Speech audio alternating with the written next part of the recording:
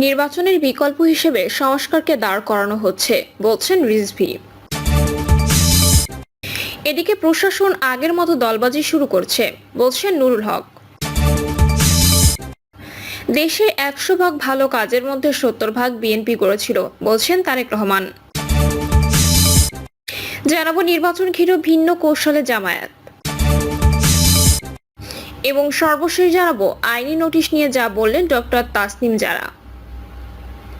শুনছিলেন সংবাদ শিরোনাম, এবারে বিস্তারিত। নির্বাচনের বিকল্প হিসেবে সংস্কারকে দাঁড় করানো হচ্ছে বলছেন রিজভী। নির্বাচনের বিকল্প হিসেবে সংস্কারকে দাঁড় করানো হচ্ছে বলে মন্তব্য করেছেন বিএনপি সিনিয়র যুগ্ম মহাসচিব রুহুল কবির রিজভী। রিজভী বলেন, এখনো ক্রান্তিকাল শেষ হয়নি। সরকারের উপদেষ্টাদের নামে মামলা প্রত্যাহার হলেও বিএনপি কর্মী সহ অনেক আন্দোলনকারীর নামে মামলা এখনো রয়ে গেছে। প্রশাসন আগের মতো দলবাজি শুরু করছে বলছেন নুরুল হক। প্রশাসন আগের মতো দলবাজি শুরু করছে বলে অভিযোগ করেছেন গণ অধিকার পরিষদের সভাপতি নুরুল হক। প্রশাসন নিয়ে তিনি বলেছেন, দু একটি দলের সঙ্গে সখ্য গড়ে তাদের কাজ চালাতে যাচ্ছে। যারা দলবাজি করবে তাদের পরিণতি বেনজির হারুনের মতো হবে। নুরুল হক বলেন, গণঅভ্যুত্থানে অংশীদার রাজনৈতিক দলগুলোকে আওয়ামী লীগ প্রশ্নে অবস্থান পরিষ্কার করতে হবে। তিনি বলেন, গণঅভ্যুত্থানে আহতদের সুচিকিৎসা ও ক্ষতিপূরণ নিয়েও রাজনীতি চলছে, যা মোটেও কাম্য নয়।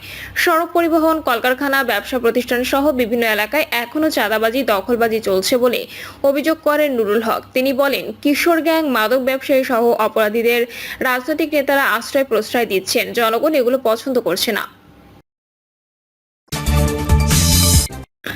দেশে 100 ভাগ ভালো কাজের মধ্যে 70 ভাগ বিএনপি করেছিল বলছেন তারেক রহমান। অনেকেই অনেক কিছু বলেন। বাংলাদেশ গৌরব করার মতো দুটি বিষয়, গার্মেন্টস সেক্টরে বৈদেশিক মুদ্রা অর্জন ও প্রবাসীদের রেমিটেন্স পাঠানো। যেটাই বলুন সেটাই বিএনপি করেছে। দেশের 100 ভাগ ভালো কাজের মধ্যে 70 ভাগ বিএনপি করেছে। এটি ভারতপত্র ও কলমের হিসাব। এই জন্যই বিএনপির ওপর মানুষ আস্থা ও বিশ্বাস রাখে বলে মন্তব্য করেছেন বিএনপির ভারপ্রাপ্ত চেয়ারম্যান তারেক রহমান। তারেক রহমান বলেন, একটি রাজনৈতিক দল হিসেবে আমাদেরও লিমিটেশন আছে, বিভিন্ন সমস্যা আছে, ভালো মন্দ সবকিছু আছে। তার ভেতর দিয়েই আমরা চলছি, তার ভেতর দিয়েই আমরা চেষ্টা করছি কিছু করার জন্য, মানুষকে দেওয়া কমিটমেন্টগুলো বাস্তবায়ন করার জন্য। আমরা যেটা প্রতিশ্রুতি দিয়েছি সেটা পূরণ করার জন্য আমরা বদ্ধপরিকর। সংস্কারের বিষয়ে বিএনপির মতপার্থক্য আছে উল্লেখ করে তারেক রহমান বলেন, বিএনপি দেশে সংস্কার শুরু করেছিল সেই জিয়ার সময় থেকেই। বাকশাল থেকে বহুদলীয় গণতন্ত্র, দেশনেত্রী খালেদা জিয়ার সময় প্রেসিডেন্সিয়াল ফাউন্ড থেকে সংসদীয় পদ্ধতি, এগুলোতে সংস্কারের অংশ। ধারাবাহিকভাবে আমরা সংস্কার করে আসার চেষ্টা ও উদ্যোগ গ্রহণ করেছি ও ধারাবাহিকভাবে আমরা সংস্কার করেছি। সেটি শিক্ষা থেকে শুরু করে প্রশাসন, দেশ পরিচালনা, স্বাস্থ্য, খাদ্য উৎপাদন, কৃষি সহ সব ক্ষেত্রে বিএনপি কোনো রকম ভাবে শুধু সংস্কারের অবদান রেখেছে না, সংস্কারও করছে। নির্বাচন ঘিরে ভিন্ন কৌশলে জামায়াত। ত্রয়োদশ জাতীয় সংসদ নির্বাচন ঘিরে ভিন্ন কৌশলে এগোচ্ছে বাংলাদেশ জামায়াত ইসলামী। সরকার, বড় রাজনৈতিক দল বিএনপি ও তরুণদের দল এনসিপি কারোর সঙ্গে দূরত্ব চায় না দলটি। এই জন্য নির্বাচনের সময়সীমা ইস্যুতে বারবার অবস্থান পরিবর্তন কৌশলের অংশ। বিএনপির সঙ্গে থাকার বিষয়ে জামায়াতের উপর তৃণমূলের একটি বড় অংশের চাপ রয়েছে। আগামী দিনে বিরোধী দল থাকলে দলের জন্য বড় ক্ষতি হতে পারে, এমনটি মনে করছেন তৃণমূল। আবার সরকারের সঙ্গে সুসম্পর্ক বজায় রেখেও চলতে চায়, কারণ দলের নিবন্ধন ও মানবতা বিরোধী অপরাধের মামলায় এটিএম আজহারুল ইসলামের মুক্তির বিষয়টিও ঝুলে আছে। অন্যদিকে চলমান রাজনৈতিক পরিস্থিতির কথা চিন্তা করে তরুণদের দল এনসিপির সঙ্গেও দূরত্ব চায় না। নির্বাচন সামনে রেখে এমন নানা হিসাব নিকাশ করেই এক এক সময় এক এক কৌশল নিচ্ছে জামায়াত। দলটির বিভিন্ন স্তরের নেতাদের সঙ্গে আলাপ করে জানা গেছে এসব তথ্য। অন্তর্বর্তী সরকারের পক্ষ থেকে নির্বাচনের দিনক্ষণ ঘোষণা না করা হলেও নির্বাচনী মাঠ গোছাচ্ছে জামায়াত। 2 শতাধিক আসনের সম্ভাব্য প্রার্থীর ঘোষণা করেছে। এমন পরিস্থিতিতে নির্বাচনের সময়সীমা নিয়ে দলীয় অবস্থানকে অনেকে অস্পষ্ট বলছেন। পাশাপাশি এটিএম আজহারুল ইসলামের মুক্তির বিষয়ে দলীয় অবস্থান নিয়ে নেতাকর্মীদের মধ্যে ক্ষোভ বাড়ছে। তাদের অনেকে সামাজিক যোগাযোগ মাধ্যমেও এ নিয়ে আলোচনা করেছেন। গত 16 এপ্রিল মার্কিন প্রতিনিধি দলের সঙ্গে বৈঠকের পর জামায়াতের আমির ডক্টর শফিকুর রহমান বলেছিলেন, প্রথম রমজানের আগেই তারা জাতীয় সংসদ নির্বাচন চান। ঠিক এর পরদিন এক সংবাদ সম্মেলনে জামায়াতের আমির বলেন, প্রয়োজনীয় সংস্কার, দৃশ্যমান বিচার সহ 3 দাবি পূরণ হলে নির্বাচন হতে পারে।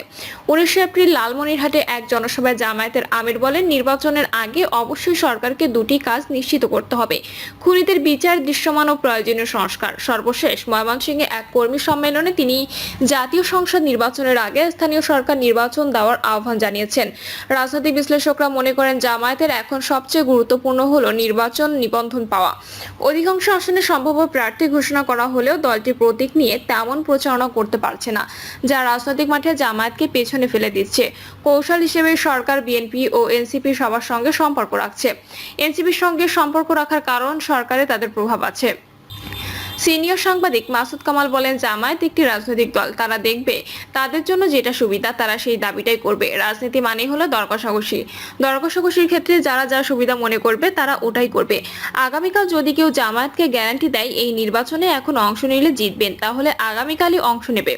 নিজেদের দলের রাজনৈতিক বিজয়ের জন্য যা যা করা দরকার তারা তাই করবে, এটাই রাজনীতি। যদিও নির্বাচন ও সময়সীমা নিয়ে সম্প্রতি একটি ইউটিউব চ্যানেলের সাক্ষাৎকারে জামায়াতের আমির ডক্টর শফিকুর রহমান দলীয় অবস্থান পরিষ্কার করেছেন। সেখানে তিনি বলেন, যারা গণহত্যা করেছে সেই খুনিদের দৃশ্যমান বিচার একটি দাবি, আর একটা হচ্ছে প্রয়োজনীয় সংস্কার, সব সংস্কার নয়। দৃশ্যমান বিচার বলতে আমরা দেখতে চাই যারা প্রধান অপরাধী, যারা হুকুমদাতা, তাদেরকে বিচারের প্রক্রিয়া আনা হয়েছে।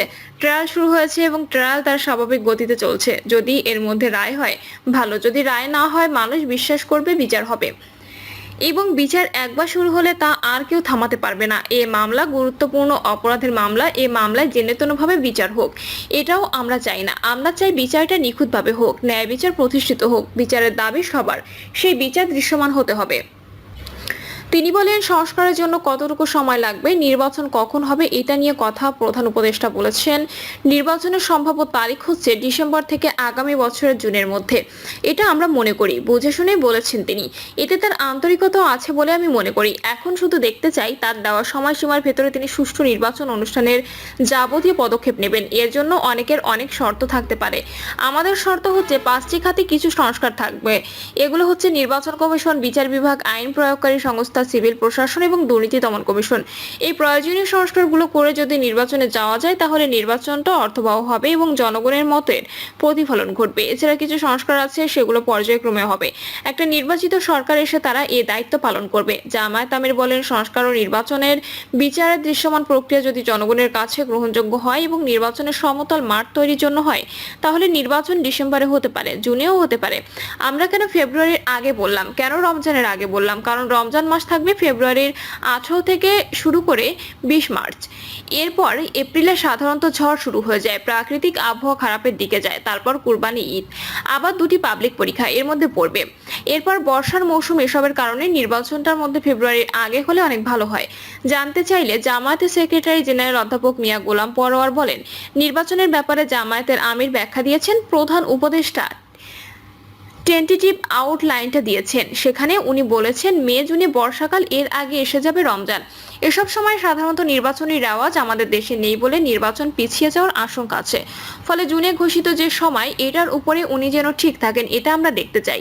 এবং এই সময়ের মধ্যে কি আশঙ্কা থাকতে পারে এটা মনে করিয়ে দিয়েছেন। এটা বুঝে তিনি যে কোনো সময় নির্বাচন করবেন। এজন্য একটা ক্রেডিবল ফ্রি ইলেকশনের জন্য নির্বাচনী প্রক্রিয়া সংস্কার করতে হবে। তারপর মানবতা বিরোধী অপরাধীদের বিচার করতে হবে।